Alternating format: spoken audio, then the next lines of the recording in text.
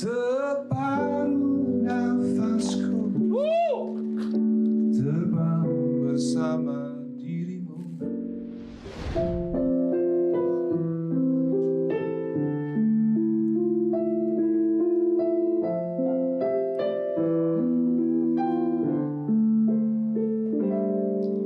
Aku bisa membuatmu jatuh cinta kepadaku meski kau tak cinta kepadaku. Beri sedikit waktu.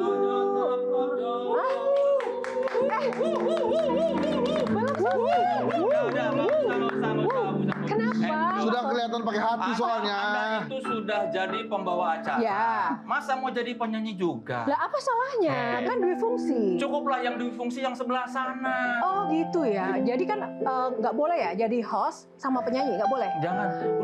Jangan terlalu banyak pekerjaan. Sama ngomongin di fungsi. Nah ini nih, kenapa aku juga nggak mau jadi host Mas Solihun? Kenapa? Aku malah jadi penyanyi ribet, takut bawaannya pengen berantem sama pencipta yang satu ini. Tepuk tangan dong buat Mas Dhani. Halo Mas Dhani. Halo, Mas Dhani, gimana suasana hati malam ini? Asik aja. Asik aja ya. Nah kali ini Selalu asik. selalu asik, yakin ya? Di Yakin. medsos asik juga. Asik juga. Wih. Enjoy. Enjoy. Nah, tapi kali ini menjadi hal yang sangat spesial Mas Dhani. Ada Mbak Tejo, ada Bang Henry Satrio, dan ada Mas Soleh Solihun. Karena bintang tamunya kita juga super duper spesial. Karena dia adalah seorang legenda musik tanah air, pencipta ratusan lagu yang hits di Indonesia. Dan juga aksi panggungnya selalu memukau, namun tak jarang juga ia sering kontroversial karena kata-katanya itu yang pedas. Nah, kita mau tahu nih, kata-kata Mas Dhani itu lebih pedes nggak sih daripada kata-katanya Mas Soleh Solihun? Nah, kita tes malam ini. Tepuk tangan dong, kita sambut Mas Soleh Solihun.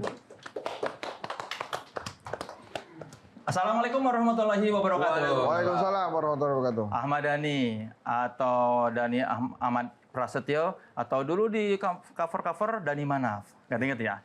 Dulu cuma statusnya anggota Dewa, sekarang anggota Dewa Perwakilan Rakyat. Dia ada di Komisi 10, dan Anda tahu siapa lagi yang ada di Komisi 10? Once. Mantan vokalis Dewa yang berselisih paham dengan Dhani dan meninggalkan bandnya. Ini yang siapapun yang memilih Once dan Dhani di satu komisi, sepertinya punya selera humor yang tinggi ya. Atau mungkin dia penggemar musik yang ingin melihat Dewa dan Once reuni kembali. Apapun itu, saya punya lagu buat mereka yang saya rasa bisa dinyanyikan oleh Dhani kepada Once ataupun oleh Once kepada Dhani. Lagunya seperti ini. Hawa tercipta di dunia untuk menemani sang Adam.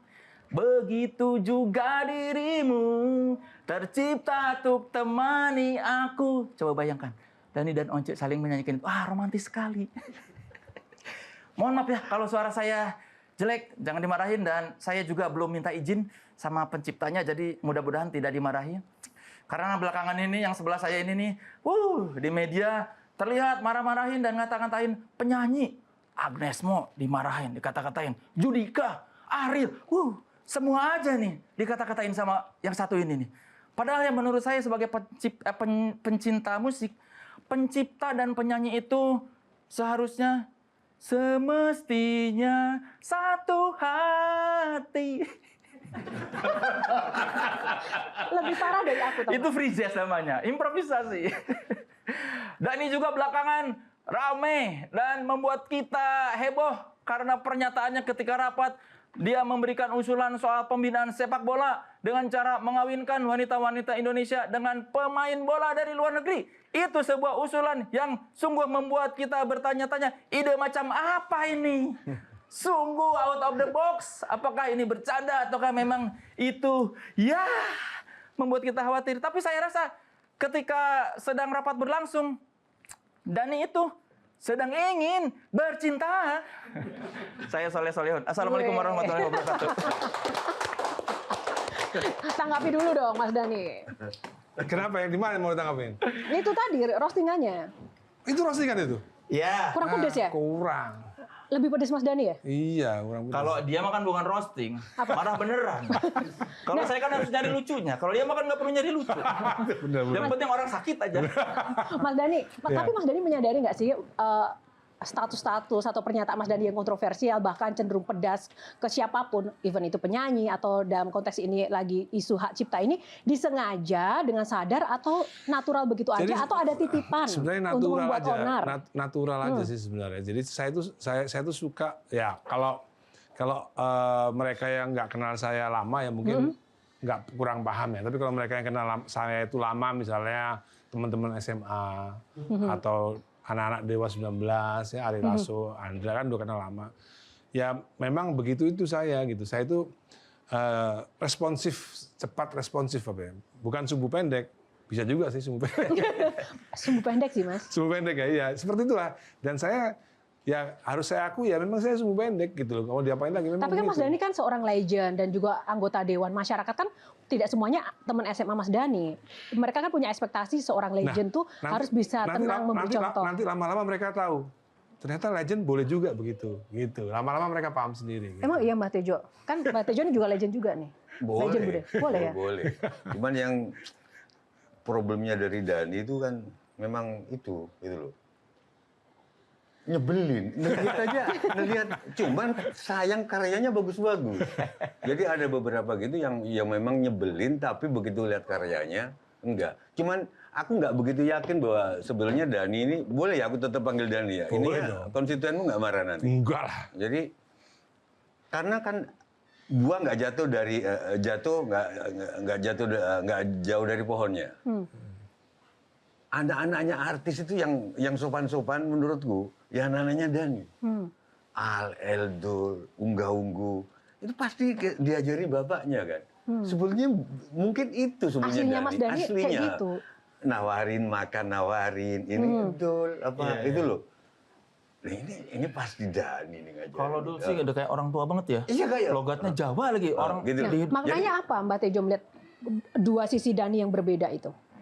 Mungkin karena dia memang mau nyari masalah, dari Once dengan aku Bukan. kan dekat juga sama Once. Saya kan udah jelasin tadi ya sebelumnya bahwa saya itu sebenarnya nggak pernah cari masalah sebenarnya. Tapi kalau masalah itu ada, saya nggak pernah lari. Makanya tadi saya barusan menemukan kata-kata hari ini. Masalah saya itu saya nggak bisa lari dari masalah. Gitu. Jadi ketika ada masalah datang, menurut saya ketika Agnes tidak memanusiakan pencipta lagu yang namanya Ari Bias pengen ketemu terus dia nggak memanusiakan, nggak mau diajak ketemu. Dan menurut saya itu masalah. Buat saya itu masalah. Buat saya itu masalah etik nomor satu ya. Nomor dua ya masalah pengamalan Pancasila yang tidak dilakukan oleh Agnes Monica. Buat saya itu masalah dan yang saya nggak bisa hindari, dan itu karena Ari Bias itu satu pekerjaan bersama saya, pencipta lagu gitu. Saya merasa ikut terzolimi aja gitu. Kok penyanyi kok begini sih gitu loh. Saya harus speak up gitu. Harus speak up. Lah, Gitu, Mbak. Iya, betul. Jadi kayak saya tadi ceritain kalau misalnya di klub, misalnya saya Henry Satrio lagi di klub, tiba-tiba dia dipukulin orang, saya nggak mungkin nggak belain gitu loh. Jelajahi cara baru mendapatkan informasi. Download Metro TV Extend sekarang.